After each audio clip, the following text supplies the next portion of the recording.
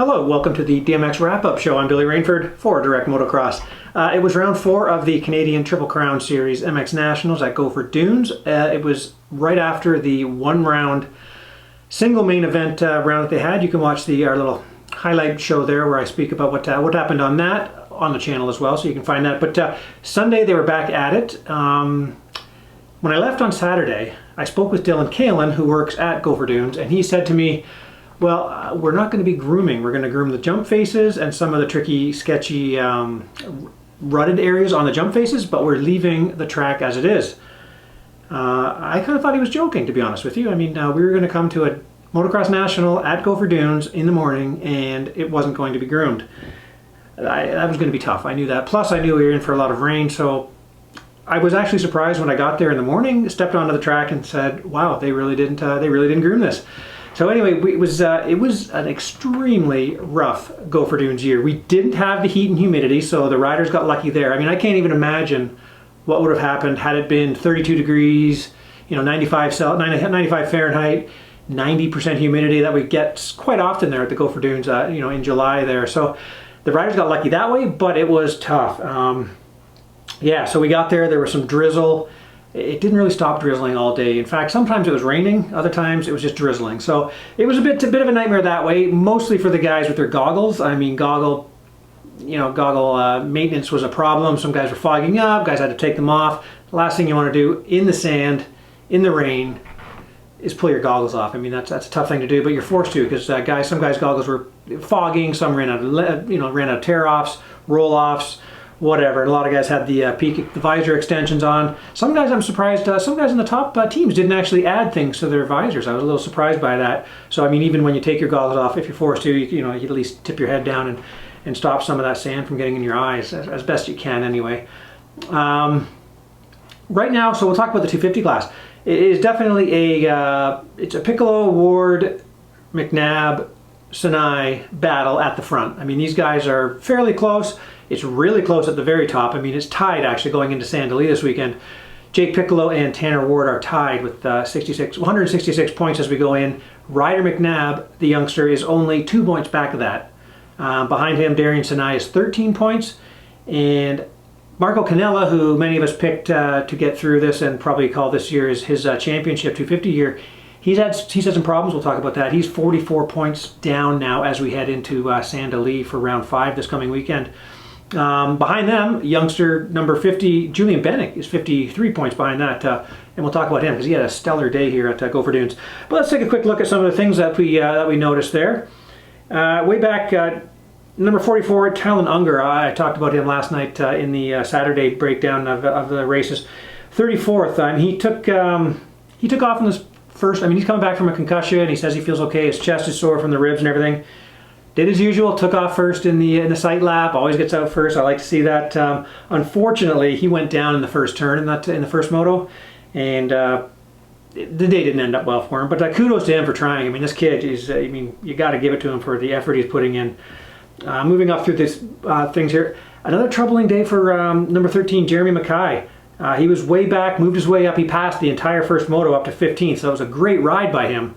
But he's going to need some luck as we move forward, because he's a kid that has potential to be up there battling, just with those guys at the front, or at least right behind them for sure. So let's see what he can do this time. I know he's suffering through some injuries.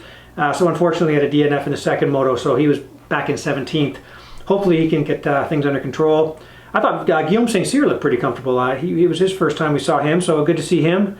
The Victoriaville, Quebec rider. Top intermediate was Wyatt Kerr again. He ended up 14th with 2 14ths in the moto, so kudos to him. It was cool to see number 29 Hayden Halstead make his return. He loves the sand. He got out there, had some troubles, but his first moto he ended up 8th place. I mean, he was. If you look at the guys ahead of him, those are that's the top end of the class for sure.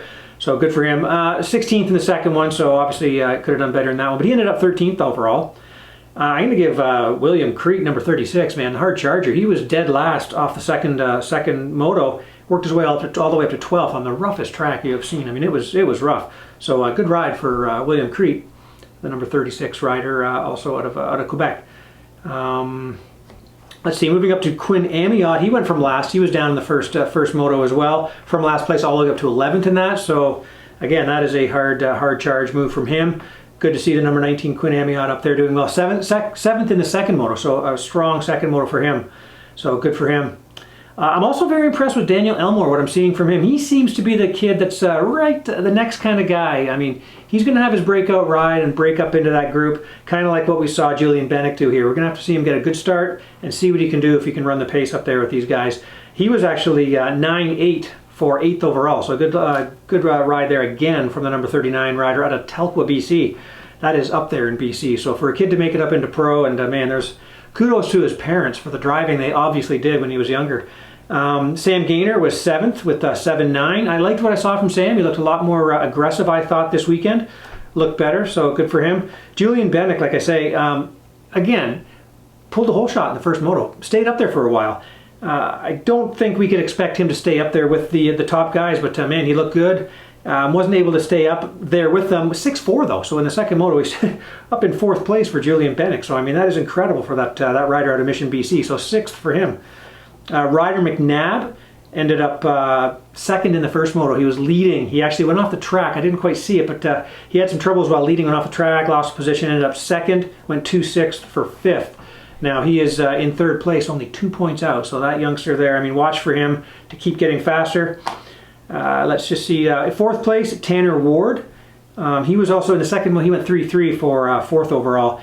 At the half, he messed up while he was up in 2nd place and kind of lost a spot though. So again, Tanner Ward has the speed to be right there as well. So he, like I mentioned, is tied for the lead in points. Darian Sinai starting to kind of get his footing here, starting to look better out there. Went 4.2, good for Darian. Looked good. I mean, he does have, some people were commenting there about some of his history riding in the GPs and stuff like that. So he looked good. He ended up 30, rounded out the podium. So good for him. 2nd place, Marco Canella. Put it all together. Good for him. We've been waiting for the number 46 to do that. He came from 5th place in the first moto start up to 1st place. So he made some passes, looked great, tons of emotion afterwards. I mean, the whole family was in tears there. So it was great to see him back. Really good to see that. Second moto, he was up in 4th and kind of had some troubles. He was moving up and then fell back to 9th at one point, and then had to work his way up to 5th. So he went 1.5 and actually tied in points for 1st with Jake Piccolo. Boy, oh boy. First moto ended up 5th, struggling arm pump. So he had arm pump in the first one, held on for 5th. Obviously, if you know what fat arm pump, you know what it'd be like on the Gopher Dunes track. So I'm impressed that they made some changes to the bike. He came out and got the whole shot in the second moto, and of course you're like, oh boy, I know he had arm pump in the first one. Is he going to start to fade? Fade? He said Andrew McLean, his mechanic, was out there giving him pitch signals, so he knew he was just growing his lead. And if you remember Jake Piccolo from when he was a youngster, it didn't matter how big the lead was, he just kept pushing and grew that lead. He ended up with a 52-second lead over second place, Darian Sinai, in that second moto on the roughest track, and continued to just blister fast laps.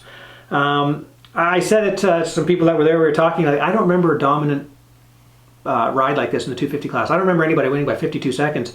If you can remember a more dominant ride than that in the 250 class I'm talking, leave it in the comments there and just kind of let us remember what race you're talking about. I'm talking about here in Canada. So amazing. So yeah, so as this class heads to Sand Del Lee this coming weekend, like I said, tie for 1st place between Jake Piccolo and Tanner Ward, and just 2 points behind Ryder McNabb. So we got a really good class battle going on here. It's going to be good right to the wire here, because I know Marco Canella is feeling up. He's had a lot of ground to make up, so he's going to have to start chipping away. You know, 3 points here, 3 points there. If he can keep doing that, it's still possible, of course. But he's going to have to keep making it happen. Let's talk about the 450 class here. Again, track so rough. I mean, just crazy rough for these guys. Last moto of the day, incredible. Rain coming down, just tough. I want to throw a shout out here to Ty Shemko. Unfortunately, he went down. Man, he was again doing his classic Ty Shemko, moving up through the pack, got squirrely, high-sided, crashed, went down hard, was down on the ground. Tyler Medallia was already in the air, couldn't do anything about it. Landed, hit his leg. We assume that's probably when it broke, but he did break his tibia, so he ended up in London at the hospital. He's had surgery, and he said, yeah, he'll be back, so we'll check in with him to see what's next for him. So he's obviously out for a while, unfortunately. I just want to mention Darcy Meredith here too, number 570. I had a sequence I put up of of Dylan Wright and Marshall Welton, with Marshall Welton crashing, and I had the sequence up there. And if you look at the picture, number 570, Darcy Meredith, he's just kind of looking. So he witnessed that whole thing as he kind of watched it happen. So he's riding off, got out of the way, and we're just kind of watching this crash. So anyway, I just thought that was interesting. Logan Leitzel ended up with 29th overall. What's going on there is he came into the series with some injuries. He fell. He had some injuries from a preseason race in Saint Denis. The team and he have decided, you know what, take some time off, heal yourself, get yourself better, come on back, you're welcome on the team. I spoke with Steve Sims this afternoon, and what is happening is they do need to have somebody on that 450. So we're hoping to have a press release, today's Monday, so we're hoping to have it Tuesday morning from Steve Sims. I mean, I was throwing out some names, of course he didn't want to tell me, but we've got an idea, but we're going to have to wait and see for the press release. So watch for that. There is going to be a 450 rider on that TLD Gas team this weekend. So heal up, Logan. Yeah, we'll see you as soon as we can for sure. I just want to mention the only guy that I think was racing more than one class out there was Cole Wilson, the number 63. He raced the premix class as well. The FXR premix class, by the way. And thanks to FXR for sponsoring our pre-race wrap-up shows. I'm not even sure Andy White knows about it yet, but I'll let him know. But anyway, yeah, so Cole Wilson did that premix race and then came out and finished 23rd with both 22 motos in the 450 class. So kudos to him for doing the old Ironman. Ethan Willett, kind of like what I'm talking about with Darcy Meredith there, but Ethan Willett, you saw my 30-second fall. After the moto, you have to run across the track, get to the podium and stuff like that. And I'm talking, I want to say waist deep. I'm 6'3", and it was like waist deep ruts and rollers these guys are in. And as I was trying to look out because I didn't want to get run over, and I stepped and I hyperextended my left knee, and all of a sudden I went down and I went, all I can do is tuck and roll. 2 cameras in my hand, so over I went, saved the cameras, looked up, and there's Ethan Willett kind of giving me the clap, the ovation there. He said, yeah, the only thing he said to me was, you should try it on a motorcycle. Yeah, it was tough. It was tough for me walking, even tougher for those guys. Ahead of that, in 17th, I went Ryan Derry. He looked super solid, so I didn't speak with him, but 17, 19, I know he's a little bit faster than that, so we'll have to see him if he can move up in the next one. Interesting battle, 14th, 15th, Max Philippek, Jason Burke. They basically swapped motos. It went 12-15 and 16-12, so just getting the edge was Max Philippek. Now I mention that because Max works for Jay Burke, and so of course interesting conversations, I'm sure, as they had to be both limping and sore backs at work today on Monday, so I hope these guys are doing all right. 13th, preseason, I thought he looked great again in the racing. Derek Ham, I'm talking about, the number 53. 13-14 for 13th overall. Great ride from Derek Ham. Tommy Dallaire, pretty quiet, but a great ride from him, 14-13 for him, so for 12th overall. Thought that was good. Parker Eels finished 11th. He came from dead last up to 11th in that first moto, so good for him. Again, like I say, he's in that group of guys who are kind of fighting to get that next step up to the next group. A few guys here that I'm going to mention ahead of that. So he went 11-10 for 11th. Keelan Meston, I know that he collected Dylan Wright in the first. He first crashed in the first turn there in the second moto. 8-11 for him. Probably not happy with 8-11 because I mean Keelan expects to be doing better, but coming from the back of the pack up to 11th is obviously a solid ride. Ahead of him, very impressed with 9th place overall, 9-9 by Yannick Boucher. Man, he really turned it around. Walton kind of went unnoticed, but boy, he looked really strong in 9th place there at the rough track at Gopher Dunes. So finding those sand tracks up north there have paid off for him for sure. Now the guys ahead of him, it was confusing in that second one. I mean, 6th, 7th, and 8th place between Tyler Medaglia, Tim Tremblay, Liam O'Farrell. I mean, Tyler had to keep coming up. He would fall, then he'd get by, and then he'd come around and I'd go, well, where's Tyler? Now how come Tim is ahead of Liam? Liam's ahead of Tim. It was kind of confusing, but finishing in 8th place was Liam O'Farrell, went 10-6. 6th place in the second moto, got lapped. I mean, how incredible is that? I mean, the guys up at the front were just flying. So Liam O'Farrell for 8th overall. Ahead of him, Tim Tremblay. He went 7-8 for 7th overall. Great to see Tim out there. Looks good. Obviously in that battle again with, like I say, those guys that want to be up ahead of that. Tyler Medaglia, he fell a couple times. He said as he was trying to get up, he'd get up. And of course he expects to be up there, but he was way back. Had to fight his way all the way through. Good for Tyler for sticking it out there. He finished 6th, went 5-7. Had that weird incident again, getting a last lap, a blue flag. And he said he didn't even see Pettis coming. He was in the line, round to the outside. He didn't see Jess, and all of a sudden he just felt a hit, and Jess got kind of forced out there. And that's how that was the last lap of the second moto. Jess, cost him. He got passed by Dylan at that point anyway. So it was a bit of a rough one there. And then he also, yeah, he actually, with one turn to go, there's a lap rider fell off the side of a jump right in front of him. Jess landed, had to go, missed the thing. So Jess is lucky he didn't actually get collected there and fall way back. So that was a lucky one. And last lap, was quite a bit of action there. Cole Thompson finished 5th, 6'4". I mean, the always smooth Cole Thompson was up there with the guys again, getting great starts. Those KTMs are getting great starts. Both he and Jess Pettis and Tim Trumbull are getting great starts. Ended up back in 5th, so I'll have to see if he can turn this around and get up there to battle on the podium and maybe battle for some wins up there at Sand Del Lee. Sean Moffenbauer and Marshall Welton, man, 3-4 overall. Great battle for the lead in that first moto. I mean, it was amazing. Those guys are really going at it. He was a guy that I know, one of the only guys in the top 5 that didn't crash in the first moto, but I also noticed that he was the first guy that took his goggles off. So he was fighting. I know he got off, he had to, putting the water, the fluid into his eyes, rubbing his eyes. It was tough if you took your goggles off. So tough for him. He went 3-5 for 4th. And then Marshall Welton finished ahead of him, 4-3. And that, like I mentioned, that, and if you saw the Instagram post that we put up, the sequence of Marshall Welton going down, when he was up in 2nd, I believe, and Dylan Wright came by him, and down he went. So 4-3 for Marshall Welton. He's still up there chasing the points battle here.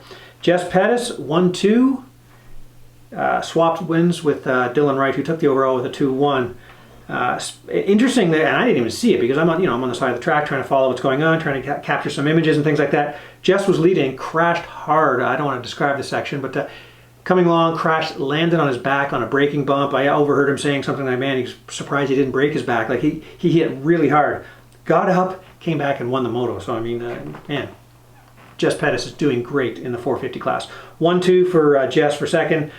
Dylan Wright down in the first turn, all the way up to 2nd place in that first moto. I mean, it was just a great ride. I mean, there have been great rides. I mean, the 250 moto was incredible because of the ride by Jake Piccolo.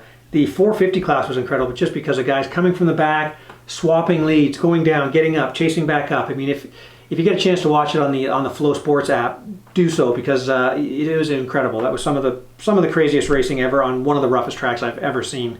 And I know the guys up on the podium actually said that was the roughest track I've ever seen. Some of the guys like that, Marshall Welton, Darian Sinai, who have raced them all over the place, said, yeah, this was crazy. It was the roughest track ever for sure. So Dylan Wright took the win there at his home track. Incredible rides. Just these top guys are just going just fast. So watch Sand Del Lee. I mean, if you can get to Sand Del Lee to watch this, be sure to get there and check this out. So going into Sand Del Lee in the points right now. This is incredible. Again, we've got Dylan Wright up there with 180 points. 1 point back now, Jess Pettis. So Jess Pettis with 1 point back, 17 points back. So losing a bit of touch there. So Marshall's going to have a good Sand Del Lee here. He's 17 points back in 3rd. Then 10 points behind him is Cole Thompson. And then there's a big jump back to 5th place, which is Sean Moffenbauer. He's 56 points out. Close battle there with Tyler Medaglia, who is 58 points back. So lots of things to watch. I mean, the battles at the front are incredible. I mean, this is really good racing. So if you're able to get there, get there. If not, watch it on the Flow Sports app. But yeah, it's that was it. That was the roughest track I think anyone's ever seen. It rained all day. Classic. It's either scorching hot there and just beats people up that way, or the track gets rough and it rains. So that's what we had this time. But great racing. I want to thank you for watching this. We'll do it again at Sand Del Lee this weekend, just in a few days. So thank you very much, and we'll see you there.